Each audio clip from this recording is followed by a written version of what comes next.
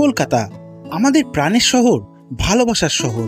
জন্ম থেকে আজ অবধি ভালো খারাপ মিশিয়ে কত স্মৃতি জড়িয়ে রয়েছে। শহরের বেড়ে ওঠা কংক্রিট রাস্তাঘাট, যানজট, ট্রামের আওয়াজ, অলিগলি, ঘরবাড়ি, পুরনো ইতিহাস। আর এ শহরের অলিতে গলিতে ছড়িয়ে রয়েছে কতই না ঐতিহাসিক দ্রষ্টব্য স্থান। ছোট থেকে মা বাবার হাত ধরে দেখে এসছি হাওড়া ব্রিজ, ভিক্টোরিয়া মেমোরিয়াল, দ্বিতীয় হুগলি ব্রিজ, দক্ষিণেশ্বর ইত্যাদি আরও অনেক কিছুই। তিলোত্তমার বুকে এমনও কিছু ইতিহাস এখনও লুকিয়ে আছে যেটা আমরা জানিই না। বর্তমানে নতুন ঝাঁ চকচকে মাল্টিস্টোর বিল্ডিংয়ের সাথে শহরের যানজটের ভিড়ে প্রায় এক প্রকার হারিয়েই গেছে শতাব্দী প্রাচীন এমনও কিছু অমূল্য স্থান, যা আজও মাথা তুলে দাঁড়িয়ে পুরনো ইতিহাস বহন করে চলেছে। আজ আপনাদের সেরকমই একটা জায়গার সন্ধান দেব, যেটা তৈরি হয়েছিল প্রায় ব্রিটিশ শাসনের রাজত্বকালে। আজ 2025 সাল, না আছে ব্রিটিশ না তাদের শাসনকাল, শুধু রয়ে গেছে তাদের তৈরি করা অস্তিত্ব। চলুন আজকের ভিডিওর মাধ্যমে ফিরে যাই সেই স্থানে যেটা আজও হুগলি নদীর সম্মুখে মাথা তুলে দাঁড়িয়ে আছে, মেট ক্যাফে হল। কখনো বৃষ্টি, কখনো মেঘ, আর এই দুই নিয়েই চলছে আমাদের প্রিয় বর্ষাকাল। আর বর্ষাকালে তো ঘরে বসে থাকলে হবে না, যতই বৃষ্টি হোক বা যতই রোদ উঠুক, বেরিয়ে পড়তে হবে নতুন কোনো গন্তব্য, নতুন কোনো জায়গার উদ্দেশ্যে। আজকে ছুটির দিন, মানে রবিবার। রবিবার মানেই আমার কাছে নতুন কোনো জায়গার সন্ধান আপনাদের সামনে তুলে ধরা। আমি এই মুহূর্তে রয়েছি কলকাতার একটা খুব প্রিয় জায়গা। এই জায়গাটার নাম হচ্ছে স্ট্যান্ড রোড, যেটা টুয়ার্ডস যাচ্ছে হচ্ছে হাওড়ার দিকে, আর এই পেছনের দিকটা যাচ্ছে হচ্ছে বাবুঘাটের দিকে। তো আজকে আমার গন্তব্য কোথায়, আশা করি আপনারা ভিডিওর টাইটেল দেখে বুঝতেই পেরেছেন। আজকে আমি যাচ্ছি এই শহরের অতি পুরনো 1844 সালের একটা ঐতিহাসিক জায়গা। তো সেটা কোথায় এবং কিভাবে আসবেন, আজকের ভিডিওটা কিন্তু আপনাদের অবশ্যই পুরো দেখতে হবে। এখানে কিভাবে আসবেন এবং কি কি দেখবেন, কখন খোলা থাকে, আর এখানে ঢুকতে গেলে প্রবেশ মূল্যই বা কত কি আছে, সমস্ত কিছুই জানাবো আজকের এই ভিডিওতে। চলুন আজকের ভিডিওটা শুরু করা যাক।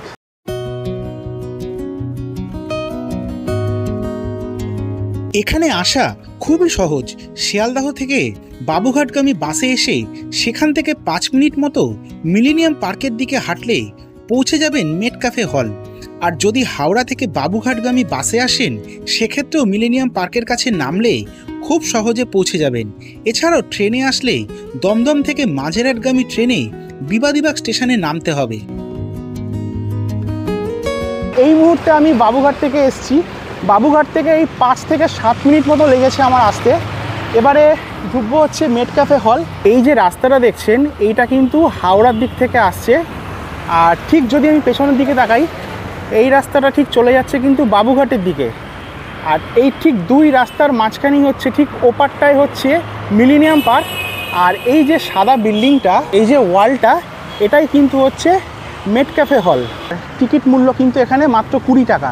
এখানে টিকিট কাটার জন্য কিন্তু আপনারা অনলাইন ইউজ করতে পারবেন। এছাড়াও আপনারাও যদি চান বাড়িতে বসেও কিন্তু সেই দিন টিকিট কাটতে পারবেন। সেই ওয়েবসাইটটা আমি আমার স্ক্রিনে দেখিয়ে দিচ্ছি।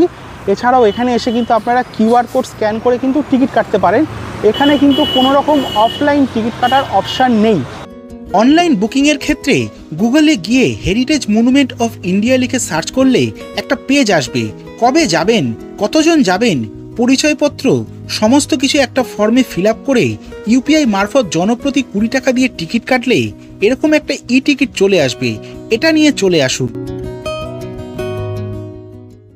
সোমবার বাদে প্রতিদিন 10টা থেকে সন্ধ্যে 6টা অবধি খোলা থাকে, তবে বর্তমানে সোমবারও খোলা থাকছে। 1840 থেকে 1844 সালের মধ্যে শহরের প্রাণকেন্দ্র হুগলি নদীর পাড়ে প্রাচীন গ্রিক শৈলীর আদলে ভবনটি নির্মাণ করা হয়।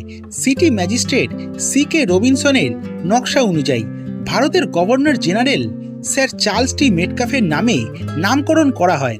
বর্তমানে এই জায়গা আর্কিওলজিক্যাল সার্ভে অফ ইন্ডিয়া দ্বারা পরিচালিত। একটা সময় ছিল এই ভবনটি পাবলিক লাইব্রেরি, যার মালিক ছিলেন প্রিন্স দ্বারকানাথ ঠাকুর। প্রথমেই যে হলটিতে প্রবেশ করলাম, সেখানে সুন্দর করে আলপনা দিয়ে সাজানো, সাথে পুরনো দিনের সেই কাঠামো। এরপর দেখতে পাবেন একটি কক্ষে সাজানো রয়েছে আর্কিওলজিক্যাল সার্ভে অফ ইন্ডিয়া দ্বারা পরিচালিত সেই সমস্ত জায়গা যেগুলিকে তারা রক্ষণাবেক্ষণ করেছেন।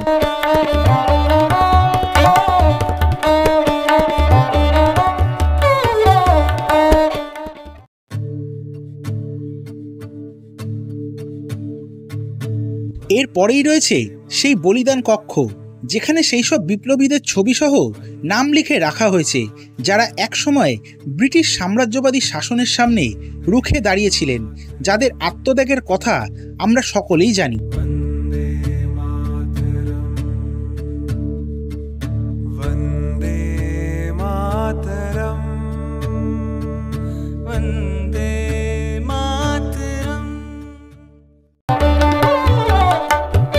অপর একটি কক্ষে মেটক্যাফে হলকে বিভিন্ন কোণা থেকে দেখানো হয়েছে, সাথে ওপরে রয়েছে একটি সুন্দর নকশা যার ছায়ার প্রতিফলন পুরো কক্ষে দেখতে বেশ সুন্দর লাগছিল।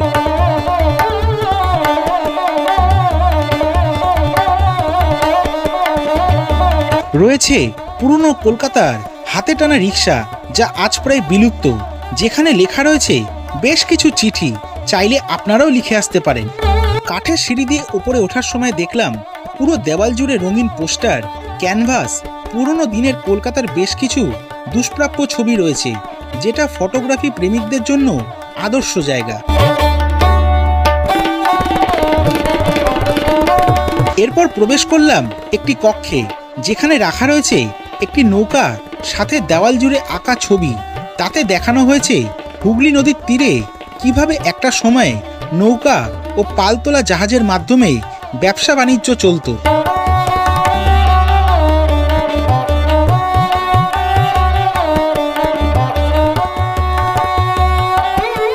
পাশের কক্ষেই সাজানো রয়েছে উত্তর কলকাতার সেই সব পুরনো বাড়ি, বনেদি পরিবার, বাড়ির দেওয়ালে চিঠির বক্স, কলেজ স্ট্রিটের বইপাড়া।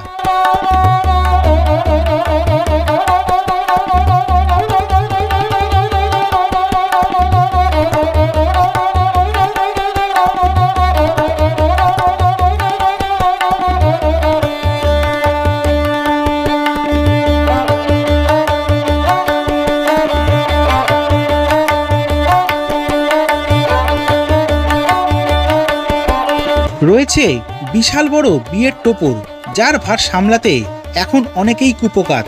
রয়েছে মা দুর্গার সুন্দর একটি মূর্তি।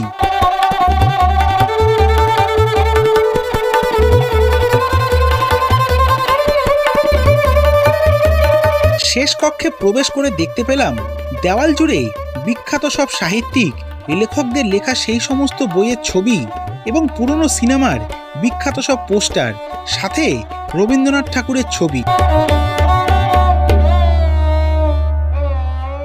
1:30 নাগাদ ঢুকেছিলাম এই মিউজিয়ামের ভেতরে, আর এখন ঘড়িতে সময় হয়ে গেছে প্রায় 2:30। বেরিয়ে এলাম হল থেকে। এখন কিন্তু এই মিউজিয়াম কিন্তু সোমবারও খোলা থাকছে। অনলাইনে লেখা থাকবে যে সোমবার বন্ধ, কিন্তু না, সোমবার কিন্তু এই মিউজিয়াম খোলা থাকছে। আর যদি এখানে কেউ স্টিল ফটোগ্রাফি অথবা মানে ক্যামেরার মাধ্যমে যদি ফটোগ্রাফি করতে চান, তাহলে কিন্তু একদম বেস্ট জায়গা। এখানে শুনলাম, খুবই খারাপ লাগলো যে এখানে এসে অনেকে কি বলবো অ্যালকোহলও খাচ্ছে, বিভিন্ন মাদকজাত দ্রব্য সেবন করছে। তো এইগুলো খুবই খারাপ লাগছে, মানে ভেতরের যা অবস্থা দেখলাম, মানে এই জন্য কিন্তু এইসব জায়গা কিন্তু খুব রেস্ট্রিক্টেড হয়ে যাচ্ছে ভিডিও করার ক্ষেত্রে। আপনাদের সুন্দর একটা ভিডিও, ঐতিহাসিক একটা জায়গা তুলে ধরলাম। তো এই ভিডিওটা কেমন লাগলো অবশ্যই নিচে কমেন্ট সেকশানে কমেন্ট করে জানাবেন। আজকের এই ভিডিও যদি আপনাদের ভালো লেগে থাকে তাহলে অবশ্যই একটা লাইক করবেন, আর সবার সাথে কিন্তু ভিডিওটা শেয়ার করবেন, আর কমেন্ট করে জানাবেন যে কি হয়েছে, ভালো কিংবা খারাপ। দেখা হচ্ছে নতুন কোনো জার্নিতে, নতুন কোনো জায়গায়। ততক্ষণ সবাই ভালো থাকবেন, সুস্থ থাকবেন। কলকাতা থেকে আপনাদের সবাইকে জানাই টাটা।